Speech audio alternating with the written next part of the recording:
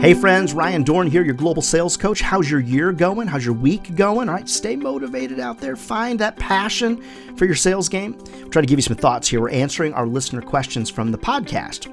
All right, Maggie from Fort Worth, Texas. She asked this question. Ryan, every day I get sidetracked with things and I end the day feeling like I accomplished nothing.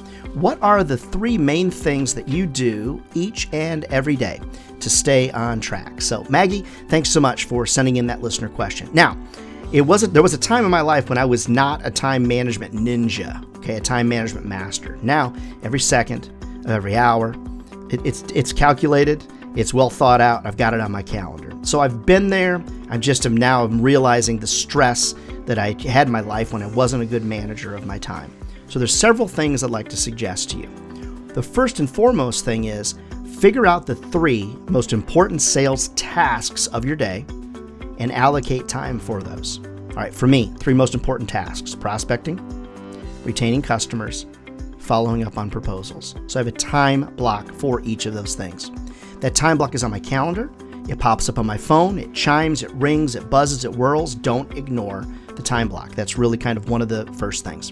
The second thing that I do is I grab my phone, I go over to my timer. Okay, so let me go over there now. I go over to my timer. Where's my timer? There's my timer. And I'm going to give myself 20 minutes to work on this proposal. And I click start. Okay, so here's the 20 minutes rolling. I take this, I'm going to set it right over here next to my computer. So I'm staring at it. Okay, I'm holding it now, but you know what I mean. Now, the reason that I do that is because I want my brain to realize that I'm on the clock. People typically perform better when they realize that they're on a time clock. And so I set that here next to me.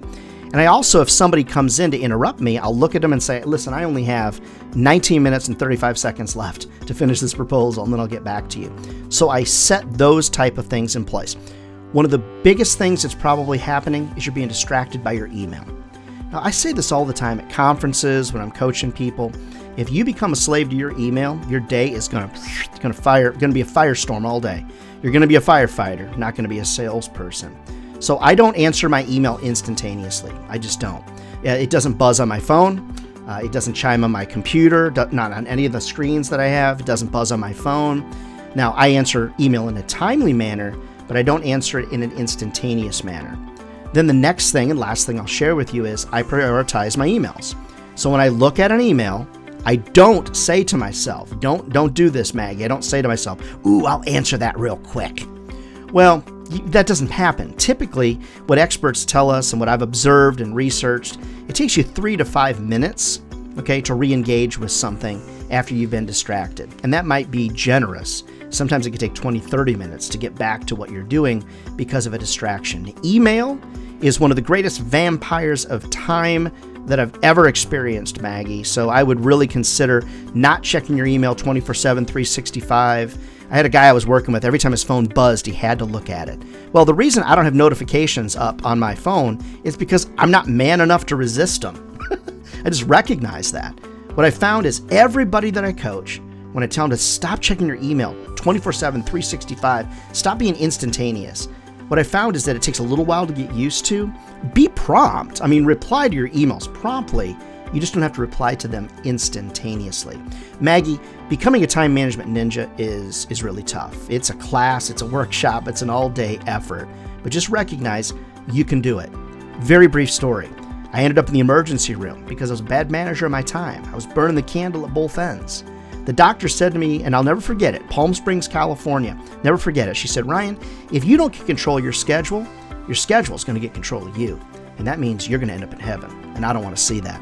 I don't want to see that for anybody either. So take it from good old Ryan Dohrn here, sales guy. Hey, get control of your schedule, time block, become a better manager of your time, and don't instantaneously respond to every single email. And Maggie, I think at the end of the day, you'll feel like you got a heck of a lot more done.